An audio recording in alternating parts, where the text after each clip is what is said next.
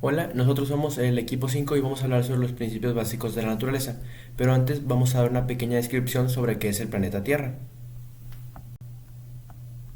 La teoría del Big Bang nos explica que el universo es producto de una gran explosión, la cual ocurrió hace 14 mil millones de años y que hasta la actualidad sigue ocurriendo.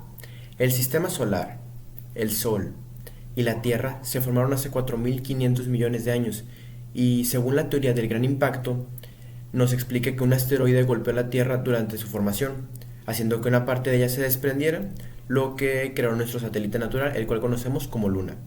La Tierra tardó alrededor de 20 millones de años en formarse. De hecho, la aparición del agua fue un proceso clave para dar inicio al ciclo de la vida en el planeta, ya que ésta se encargó de dar inicio al ciclo hidrológico, que ayudó a acelerar el proceso de enfriamiento de la Tierra.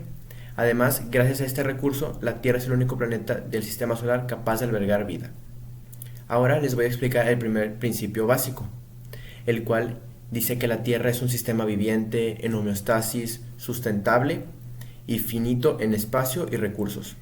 Una fotografía que nos permitió darnos cuenta de todo esto fue la que fue tomada por el Voyager 1 en el año de 1990, en la que se muestra nuestro planeta como un pequeño punto azul alrededor de otros puntos blancos en una inmensa oscuridad. Ahora vamos a hablar de los recursos terrestres, los cuales se dividen en permanentes o inagotables, en no renovables o agotables y en no renovables. Primero que nada vamos a hablar sobre los recursos permanentes. Los recursos permanentes son los que no se pueden acabar, como por ejemplo pues la energía solar, la energía geotérmica, la energía eólica, entre algunos otros. Los recursos no renovables o también conocidos como agotables son los que si son usados de una manera irresponsable, su tasa de producción es menor a la de consumo. Por último tenemos los recursos renovables, los que se pueden producir a una velocidad mayor a la de consumo. Ahora vamos a hablar sobre la biosfera, la cual es una envoltura que cubre a todo el planeta y se encarga de mantener las condiciones de vida y se encarga de favorecer la homeostasis. Esto no quiere decir que las condiciones del planeta no puedan estar en un constante cambio, al contrario, todos los días hay cambios, pero en este caso el planeta encuentra las formas para volver a ese equilibrio y poder mantener una homeostasis. El segundo principio de la naturaleza establece la interacción entre dos grandes subsistemas. El primero es el subsistema físico. Este está integrado por la atmósfera, la hidrosfera y la litosfera. La atmósfera es la cubierta gaseosa que rodea el cuerpo sólido del planeta.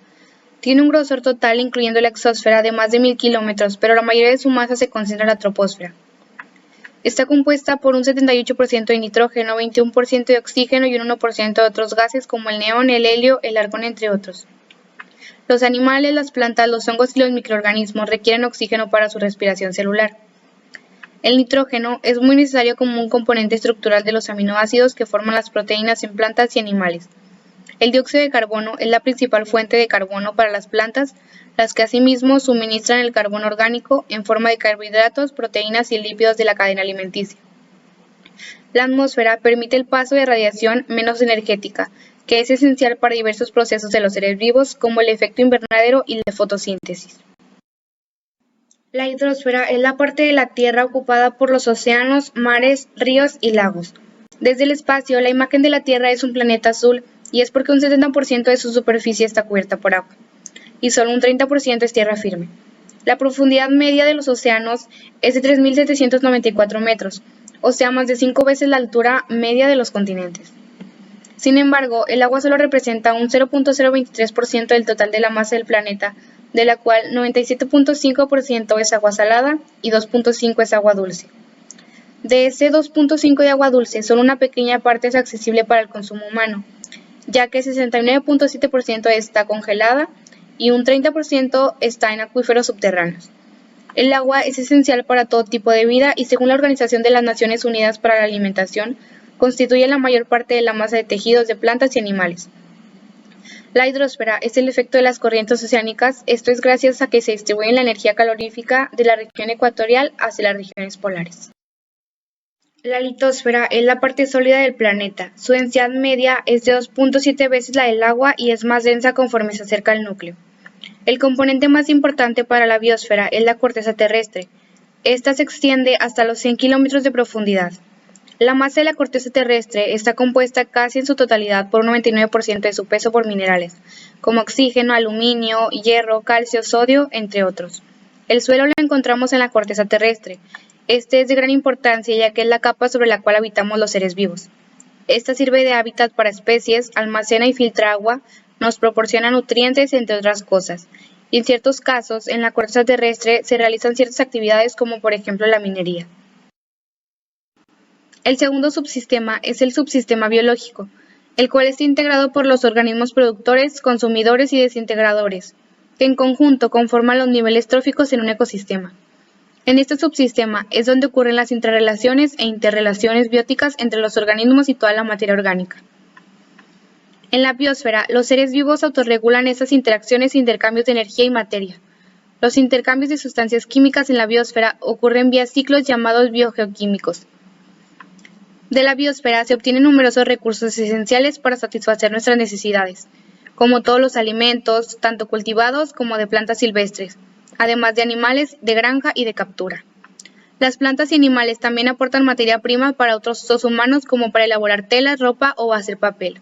La madera se usa para fabricar muebles entre diversos objetos. Los aceites y la cera se utilizan para cocinar y fabricar velas. Los pigmentos se utilizan como tintes, entre otras cosas. La biosfera ofrece con su diversidad una enorme variedad de productos materiales, ingredientes o compuestos que han permitido el desarrollo de las actividades en las sociedades actuales. En cuanto al flujo de energía, la Tierra es un sistema ampliamente abierto con respecto a este tema. El Sol no solo actúa como un centro de equilibrio gravitacional para nuestro sistema solar, sino también tiene la función de estar generando energía que difunde nuestro planeta. A todos estos procesos en la atmósfera se les reconoce como un balance o equilibrio energético y hace que este flujo de energía funcione como un sistema abierto. Si el balance energético es positivo, se ejerce un calentamiento, mientras tanto, si es negativo, se presenta un enfriamiento. En este mismo equilibrio se mide toda la energía que entra en la atmósfera proveniente del Sol, y toda esa energía se devuelve al espacio, así como la energía que se queda en la Tierra y atmósfera mantiene la temperatura ideal para la vida. La primera ley de la termodinámica establece que en la Tierra la única fuente externa de energía es el Sol, y que la energía se transforma por medio de procesos naturales o antropogénicos, como lo es la fotosíntesis o el uso de combustibles. La radiación que tiene la superficie terrestre es un elemento muy determinante, ya que es la fuente de energía de los procesos biológicos y físicos, de los que evidentemente dependen los flujos de energía internos. El resto de la radiación es expulsada por la superficie del planeta, mostrándose en forma de calor y dirigiéndose a la superficie terrestre. La segunda ley de la termodinámica indica que en cada transformación de energía existe una proporción de esta misma que se pierde y se esparce en forma de calor. El flujo energético, por medio de los niveles tróficos de las cadenas alimenticias, nos ayuda a establecer una pirámide ecológica en términos de biomasa, energía y número de individuos, lo cual nos involucra reducir conforme ésta avanza. Esta energía perdida es consecuencia de la misma utilizada por el metabolismo. El cuarto principio básico nos describe cómo la materia, el agua y los elementos químicos se conservan en la Tierra, cambiando su distribución y morfología, caso contrario al principio anterior, tal como lo postuló Antoine Lavoisier en 1785 en la Ley de la Conservación de la Materia, la cual establece que la materia no se crea ni se destruye, solo se transforma. Esto quiere decir que siempre ha habido la misma cantidad de materia en la Tierra, solo que cambia su forma y distribución por el planeta. ¿Cómo se mantiene la materia en el planeta? Bueno, esta se logra mantener gracias a los ciclos biogeoquímicos, los cuales por lo regular son circulares o en bucle. En los ciclos biogeoquímicos, el medio ambiente recicla de diversas formas los elementos para después ser enviados a los organismos vivos y viceversa, formando así un proceso que involucra componentes vivos y no vivos. Incluso después de morir, la materia de los organismos previamente vivos puede ser aprovechada para mantener la regularidad de los ciclos. La composición de los ciclos va a ser variada, pero por lo general inician con la incorporación de la materia inorgánica, la cual proviene de la atmósfera, el agua y el suelo. Esta materia inorgánica será luego captada por los organismos productores, entre los cuales encontramos las plantas, las algas, etc., las cuales transformarán la materia inorgánica a orgánica mediante procesos bioquímicos, como por ejemplo la fotosíntesis. Después, esta materia orgánica será consumida por los organismos consumidores, o los animales, que la obtienen si bien consumiendo plantas o otros animales, van a desencadenar así la conocida cadena alimenticia. Cuando estos organismos productores y consumidores mueren, entran en acción los organismos desintegradores, como los hongos y las bacterias, los cuales descomponen la materia orgánica y la reincorporan a la atmósfera, el agua y el suelo, cerrando así el ciclo y empezando otro. Existen dos principales tipos de ciclos biogeoquímicos, los gaseosos y los sedimentarios. En los ciclos gaseosos las sustancias circulan principalmente entre la atmósfera y los organismos vivos. Se caracterizan por un reciclaje muy rápido en tiempos geológicos, desde horas a años. En estos se incluyen el ciclo del oxígeno, del carbono y el nitrógeno. Por otro lado, en los ciclos sedimentarios, las sustancias circulan entre la corteza terrestre, la hidrosfera y los seres vivos. Estos ciclos se llevan a cabo en una velocidad muy lenta, de miles a millones de años. En estos se incluyen el ciclo del fósforo y del azufre. Independiente a estos ciclos se encuentra el ciclo del agua, también conocido como el ciclo hidrológico. Hablando un poco más detallado de los ciclos, empezaremos hablando de los ciclos gaseosos. El primero de estos es el ciclo del oxígeno, el cual es el elemento más abundante de los seres vivos. Este se va a liberar a la atmósfera mediante la fotosíntesis de las plantas, las cuales lo sintetizaron al captar el dióxido de carbono. Por eso, este ciclo se encuentra relacionado estrechamente con el ciclo del carbono. Este es el elemento fundamental. Ese elemento también es fundamental, pues forma parte de las macromoléculas como los carbohidratos, los lípidos, proteínas, ácidos nucleicos, etc. Su ciclo empieza cuando los organismos con respiración celular, los humanos y animales, inhalamos el oxígeno, para después expulsarlo en forma de dióxido de carbono, el cual es la principal fuente de energía de los organismos con respiración vegetal. Así creando entre ambos ciclos, el del oxígeno y del carbono, un único ciclo esencial. El último de los ciclos es el del nitrógeno, el cual es el elemento necesario para la síntesis de ácidos nucleicos y otras moléculas fundamentales para el metabolismo. Su depósito es la atmósfera, donde se encuentran en forma de dinitrógeno, constituyendo el 78% de la atmósfera.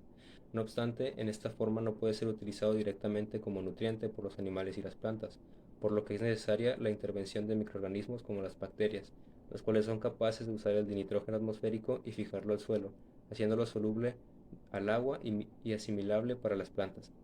Los animales obtienen el nitrógeno al alimentarse de plantas o bien al alimentarse de otros animales. Ahora hablemos de los ciclos sedimentarios, que en este caso solo son dos, el ciclo del fósforo y del azufre. El primero es un elemento esencial para los organismos, pues forma parte importante para la formación de ácidos nucleicos y es indispensable para la formación de energía. Su principal reservorio es la corteza terrestre, en la cual mantienen un ciclo poco dinámico. De hecho, este ciclo en una escala de tiempo humana se puede considerar que no tiene recuperación, ya que cuando este elemento entra al suelo se transforma en formas insolubles y permanece inmovilizado. Más aún cuando son fácilmente arrastrados por el mar, los cuales llegan hasta el fondo del océano en forma de desecho. Después de millones de años, estos desechos en forma de rocas sedimentarias solamente podrán ver la superficie por levantamientos geológicos, por meteorización de las rocas o por volcanismo, para así quedar disponible nuevamente para las plantas. El segundo ciclo es el del azufre, el cual es un componente vital para la formación de aminoácidos, proteínas y otros compuestos bioquímicos. Su principal reserva se encuentra en los océanos en forma inorgánica. El volcanismo y la actividad industrial humana contribuyen a la liberación de este elemento para después ser captado por las plantas y posteriormente por los animales. Independientemente de estos ciclos, hayamos mencionado que se encuentra el ciclo del agua o ciclo hidrológico, pues no necesita la participación de organismos vivos. Como ya sabemos, el agua es importante para la vida y además funge como el disolvente universal, también como catalizador de muchas reacciones bioquímicas importantes. En los seres vivos es el componente principal. En el ser humano forma el 70% de nuestro cuerpo. Su ciclo es muy dinámico, ya que circula entre la hidrosfera, la atmósfera, la litosfera y la biosfera. Comienza cuando el sol calienta los mares, los ríos, lagos y océanos, provocando la evaporación. Las corrientes de aire trasladan las nubes y cuando la condensación alcanza su límite de saturación se producen gotas originando la precipitación, como la lluvia, granizo o nieve. Así el agua vuelve a los ríos, mares y océanos o se infiltra en los suelos para ser utilizada por plantas. El ciclo se reinicia cuando el sol nuevamente evapora el agua. Con el fin de mantener la sustentabilidad de los recursos y productividad de los ecosistemas, se debe respetar y cumplir la regla de la sustentabilidad, la cual estipula que la velocidad de los procesos de reciclado, renovación, purificación, reemplazo y conservación debe ser siempre mayor que la velocidad de los procesos naturales antropogénicos de consumo y extracción. El quinto principio básico de la naturaleza describe que los seres vivos, al interactuar con su entorno físico, mantienen la estabilidad del planeta y las condiciones para la vida. Este principio se cimenta en la hipótesis Gaia, propuesta por el químico y naturalista James Lovelock y la bióloga Lynn Margulis en 1979, en donde los autores explican que los seres vivos manipulan y regulan el ambiente para el sostenimiento y el mejoramiento de la biosfera. La hipótesis Gaia es un modelo interpretativo que devela al planeta Tierra como un superorganismo vivo, como una entidad independiente y compleja, en donde integran estrechamente la litosfera, la hidrosfera, la atmósfera y la biosfera, formando así un sistema único que permita mantener condiciones para la vida. En sí, la hipótesis Gaia propone que una vez dadas las condiciones iniciales que hicieron posible el origen de la vida en el planeta, ha sido la propia vida quien las ha transformado. Por ende, las condiciones actuales son la consecuencia de la vida misma que lo habita. James Lovelock, en su libro llamado Una nueva visión de la vida sobre la Tierra, compara la posición de la atmósfera terrestre con la de los planetas vecinos que son Marte y Venus, que pese a su cercanía en distancia cósmica, presentan condiciones extremadamente distintas, lo que hace que sean incapaces de soportar la vida. Para él, las condiciones de la Tierra aparentaban ser una anomalía extraña e interesante, que ésta no podía expresarse mediante procesos tanto físicos, geológicos o químicos.